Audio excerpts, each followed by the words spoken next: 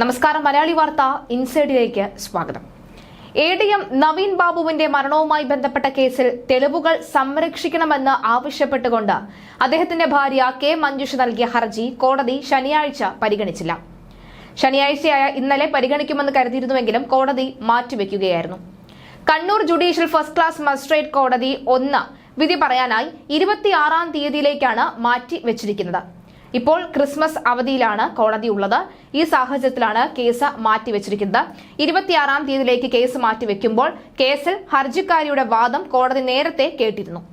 രേഖകൾ കോടതിയിൽ സമർപ്പിക്കുന്നതിൽ എതിർപ്പില്ല എന്ന് കണ്ണൂർ കളക്ടറും അറിയിച്ചിരുന്നു. രേഖകൾ സംരക്ഷിച്ചില്ല എങ്കിൽ ഭാവിയിൽ കേസ് അന്വേഷണം വേറെ ഏതെങ്കിലും ഏജൻസിയെ ഏൽപ്പിക്കുകയാണ് എങ്കിൽ തെളിവുകൾ കിട്ടാതെയാകും എന്ന വാദവുമായാണ് ഹർജി ഫയൽ ചെയ്തിരിക്കുന്നത്. ജില്ലാ പഞ്ചായത്ത് മുൻ president PP Divya, Kannur collector Arun K Vijayan, petrol പമ്പിന് അപേക്ഷ നൽകിയ TV പ്രശാന്തൻ എന്നിവരുടെ മൊബൈൽ ഫോൺ വിളികളുടെ വിശദാംശങ്ങൾ, ഫോണിന്റെ ടവർ ലൊക്കേഷൻ എന്നിവ സംബന്ധിച്ച വിവരങ്ങൾ, സംഭവം നടന്ന ദിവസത്തെ വിവിധ CCTV ദൃശ്യങ്ങൾ എന്നിവ സംരക്ഷിക്കണം എന്നായിരുന്നു ഹർജിയിൽ ആവശ്യപ്പെട്ടത്. എന്തായാലും ഈ ഹർജിയാണ് 26-ാം തീയതിയിൽ പരിഗണിക്കാനായി കോടതി തീരുമാനിച്ചിരിക്കുന്നത്.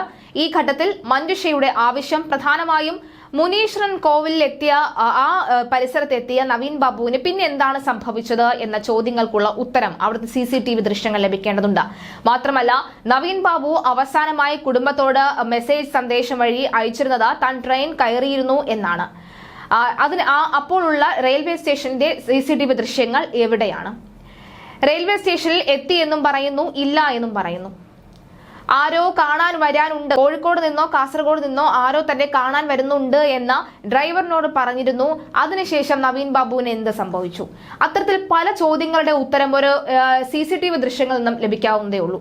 കണ്ണൂർ സ്ക്വാഡിനെ സംബന്ധിച്ച് നോക്കുകയാണെങ്കിൽ അയൽപക്കത്തെ വീട്ടിൽ നിന്നും മോഷ്ടിച്ച 300 പവൻ സ്വർണം കണ്ടെത്താനും അതിന്റെ കള്ളനെ പിടിക്കുവാനും ഏകദേശം 100-ൽ പരം CCTV ദൃശ്യങ്ങൾ, 200-ൽ പരം ആളുകളെ ചോദ്യം ചെയ്തു. അങ്ങനെ സാഹചര്യ തെളിവുകൾ അടക്കമുള്ളവ ഏകോപിപ്പിച്ചുകൊണ്ട് ദിവസങ്ങൾക്കുള്ളിലാണ് കള്ളനെ പിടികൂടിയത്. തൊട്ടടുത്ത കള്ളനെ പിടികൂടാൻ കണ്ണൂർ സ്ക്വാഡിന് സാധിച്ചു. ഈ കണ്ണൂർ സ്ക്വാഡിന്റെ വിജയഗാഥയൊക്കെ തന്നെ സമൂഹ മാധ്യമങ്ങളിലൂടെയും പ്രധാന വാർത്താ ചാനലിലൂടെയും ഒക്കെ തന്നെ നമ്മൾ കണ്ടതാണ്, കേട്ടതാണ്, കൈയടിച്ചതാണ്. ലഡു കൊടുത്തടക്കം ഇവർ സന്തോഷം പങ്കിടുന്ന കാഴ്ചയെ നമ്മൾ കണ്ടതാണ്. അതേ കണ്ണൂരിൽ തന്നെയാണ് നവീൻ ബാബു എന്ന സർക്കാർ ഉദ്യോഗസ്ഥൻ, ഒരു സാധാരണ സർക്കാർ ഉദ്യോഗസ്ഥൻ അല്ല, ADM ആയിട്ടുള്ള ഒരു സർക്കാർ ഉദ്യോഗസ്ഥൻ, സാധാരണക്കാർക്കു വേണ്ടി കളങ്കമില്ലാതെ പ്രവർത്തിച്ച ആ മനുഷ്യന് എന്ത് സംഭവിച്ചു എന്ന ചോദ്യത്തിന് ഇതുവരെയും ഉത്തരമില്ലാത്തത്. CCTV ദൃശ്യങ്ങൾ ഒരൊറ്റ ഒന്ന് മാത്രമാണ് ഇപ്പോൾ പുറത്തു വന്നത്. അതും നവീൻ ബാബു പുറകെ തിരിഞ്ഞ് നടക്കുന്നതായിട്ടുള്ള CCTV ദൃശ്യമാണ് ഏറ്റവും ഒടുവിൽ പുറത്തു വന്നത്. ഇതുവരെയും സുപ്രധാനമായിട്ടുള്ള ഒരു CCTV ദൃശ്യങ്ങളും അതുമായി ബന്ധപ്പെട്ട് പുറത്തു വന്നിട്ടില്ല. ഒരു സാധാരണ ആത്മഹത്യയാണ് എങ്കിൽ എന്തുകൊണ്ട് CCTV ദൃശ്യങ്ങൾ പുറത്തുവിട്ടുകൂടാ? മറ്റു പേടിക്കാനൊന്നുമില്ലെങ്കിൽ എന്തുകൊണ്ട് മറ്റ് CCTV ദൃശ്യങ്ങൾ, അല്ലെങ്കിൽ അദ്ദേഹം റെയിൽവേ സ്റ്റേഷനിലേക്ക് പോയി എന്ന CCTV ദൃശ്യങ്ങൾ പുറത്തുവിട്ടുകൂടാ? അങ്ങനെ പലതരത്തിലുള്ള ചോദ്യങ്ങളാണ് ഉയരുന്നത്. എന്തായാലും 26-ാം തീയതി ഈ ഒരു കേസുമായി ബന്ധപ്പെട്ട് ഈ ഒരു സാഹചര്യങ്ങളൊക്കെ തന്നെ മനസ്സിലാക്കിക്കൊണ്ട് കോടതി വിധി പറയാനായി മാറ്റിയിരിക്കുകയാണ്. തീർച്ചയായിട്ടും ക്രിസ്മസ് ദിവസമാണ്. കഴിഞ്ഞ വർഷമുള്ള നവീൻ ബാബുവിന്റെ ക്രിസ്മസ് ആഘോഷത്തിന്റെ ദൃശ്യങ്ങളൊക്കെ തന്നെ ഇപ്പോൾ സമൂഹ മാധ്യമങ്ങളിൽ വലിയ രീതിയിൽ വൈറലായിക്കൊണ്ടിരിക്കുകയാണ്. ഒരു നൊമ്പരത്തോടു കൂടി നമുക്ക് ആ ദൃശ്യങ്ങളൊന്നും തന്നെ കണ്ടു നിൽക്കാൻ സാധിക്കുകയില്ല.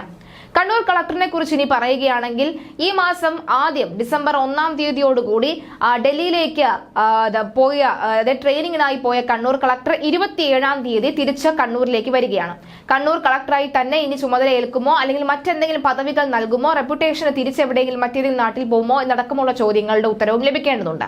പക്ഷെ എന്തായാലും 26-ാം തീയതി വരുന്ന വിധി എന്താണ് എന്നത് പിറ്റേ ദിവസം, തൊട്ടടുത്ത ദിവസം കേരളത്തിൽ വരുന്ന കണ്ണൂർ കളക്ടറിനെ എങ്ങനെ അത് ബാധിക്കുമെന്ന് അടക്കമുള്ള കാര്യങ്ങളും സംശയത്തോടു കൂടി കാണേണ്ടതുണ്ട്.